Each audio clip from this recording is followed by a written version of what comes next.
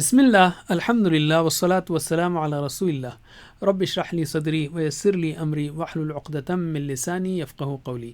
ناظرین السلام علیکم ورحمۃ اللہ وبرکاتہ۔ سیرت النبی صلی اللہ علیہ وسلم انگلیوں پر اہم واقعات کو یاد رکھیے آسان طریقے سے 5 منٹ سیریز میں۔ سبق نمبر 16، پہلا ہجری سال مدنی زندگی کا۔ آپ جانتے ہیں مدنی زندگی کے 10 سال ہیں جس کے 3 حصے ہیں، 5 سال، 3 سال، 2 سال۔ ہجرت سے حدیبیہ تک، حدیبیہ سے فتح مکہ تک، اور تقریباً سارا عرب مسلم۔ علم دایاں ہاتھ استعمال کیجئے۔ ہم لیتے ہیں پہلا ہجری سال جس کے 3 حصے ہیں، مساجد، مہاجر و انصار، معاہدہ۔ پہلا حصہ لیتے ہیں ہم مساجد کی تعمیر۔ مکے سے ہجرت کر کے رسول اللہ صلی اللہ علیہ وسلم مدینے سے قریبی آبادی قبا پہنچے۔ وہاں آپ نے ایک مسجد کی بنیاد رکھی۔ کچھ دن قیام کے بعد آپ اونٹنی پر سوار ہو کر مدینے کے لیے نکلے۔ مدینے میں رسول اللہ کا زبردست استقبال کیا گیا۔ آپ نے حضرت ابو ایوب انصاری رضی اللہ عنہ کے گھر قیام فرمایا، پھر مسجد نبوی کے لیے زمین خریدی اور اس کی تعمیر میں خود بھی حصہ لیا۔ علم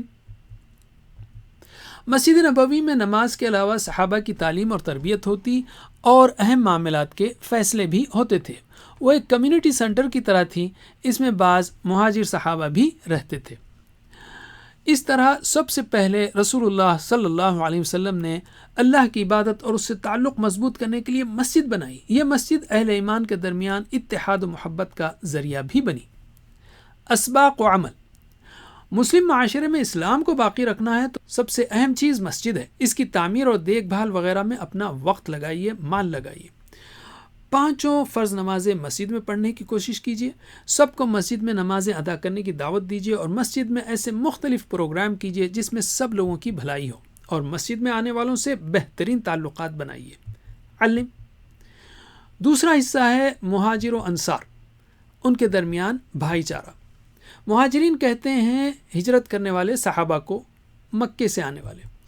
انصار مدد کرنے والے صحابہ، مدینے کے۔ اہل ایمان کے درمیان آپسی محبت کو ہمیشہ باقی رکھنے کی غرض سے آپ نے صلی اللہ علیہ وسلم مہاجرین اور انصار کے درمیان بھائی چارہ کرایا۔ مقصد یہ تھا کہ ہر کوئی آپس میں ایک دوسرے کے غم میں شریک ہو، رنگ و نسل کے اور وطن وغیرہ کے امتیاز ختم ہو جائیں اور بلندی و پستی کا معیار صرف تقویٰ پر ہو۔ علم اسباق و عمل اسلامی معاشرہ ایک عمارت کی طرح ہوتا ہے اور ہر فرد ایک اینٹ سے اینٹ کو مورٹار سے جوڑنے پر ہی عمارت بنتی ہے۔ مورٹار یعنی اخوت کے بغیر ایک معاشرہ زندہ نہیں رہ سکتا۔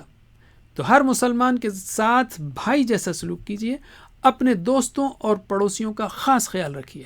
علم تیسرا حصہ ہے معاہدہ یہود سے۔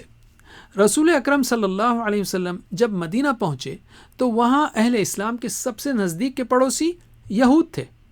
آپ نے ان کے ساتھ اپنے تعلقات بہتر کرنے کی طرف توجہ فرمائی، چنانچہ ان سے ایک معاہدہ ہوا۔ اس کی اہم دفعات یہ ہیں: یہود اپنے دین پر عمل کریں گے اور مسلمان اپنے دین پر۔ آپسی تعلقات خیر خواہی کی بنیاد پر ہوں گے، گناہ پر نہیں۔ کوئی نئی بات یا جھگڑا پیدا ہو جائے تو اس کا فیصلہ اللہ اور اس کے رسول صلی اللہ علیہ وسلم فرمائیں گے۔ قریش اور اس کے مددگاروں کو پناہ نہیں دی جائے گی۔ مدینے پر حملہ ہونے کی صورت میں لڑنے کے لیے سب تعاون کریں گے اور ہر فریق اپنے اپنے اطراف کا دفاع کرے گا۔ علم اس معاہدے کے طے ہو جانے سے مدینہ اور اس کے اطراف ایک ایسی حکومت بن گئی تھی جس کا دارالحکومت مدینہ تھا اور جس کے سربراہ محمد صلی اللہ علیہ وسلم تھے۔ اسباق و عمل آپ نے صلی اللہ علیہ وسلم مدینہ پہنچتے ہی پہلے مسجد بنائی، پھر مسلمانوں کے درمیان تعلقات کو مضبوط کیا اور اس کے بعد پڑوسیوں سے معاہدہ کیا۔ تو عمارت کی ہر اینٹ مضبوط ہو یعنی اللہ سے تعلق، آپس میں اینٹیں جڑی رہیں یعنی اخوت، اور سامنے سے عمارت کی حفاظت بھی ہو، پڑوسیوں سے تعلق و معاہدہ، تو ہی مسلم معاشرہ صحیح ترقی کر سکتا ہے۔ غیر مسلم پڑوسیوں سے تعلقات رکھیے اور سب کی بھلائی کے عام پروگرامز بنائیے اور اس میں حصہ لیجیے۔ علم اب ہم لیتے ہیں قرآن کو۔ مدنی زندگی کے پہلے دور میں 1 سے 5 ہجری میں یہ 14 صورتیں نازل ہوئیں، 8 پاروں کے برابر۔ کم از کم 1 سے 5 اور 28ویں پارے کو یاد رکھیے۔ ان صورتوں کو سمجھ کر پڑھیے تاکہ اندازہ ہو کہ مدینے میں ایک مسلم معاشرے کی تشکیل کے لیے اللہ کی جانب سے رسول اللہ صلی اللہ علیہ وسلم کو کس طرح کی ہدایت دی گئی کہ آپ ان دنوں کیا پڑھتے اور سناتے تھے اور صحابہ کیسے ان سے اثر لیتے تھے۔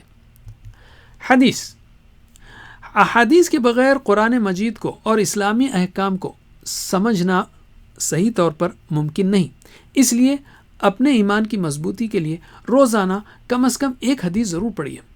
ہم نے مدنی زندگی کے پہلے سال کے 3 اہم موضوعات سیکھے، اب دائیں انگوٹھے کے 3 حصوں پر ان کی پریکٹس کیجیے: مساجد، مہاجر و انصار، معاہدہ یہود سے۔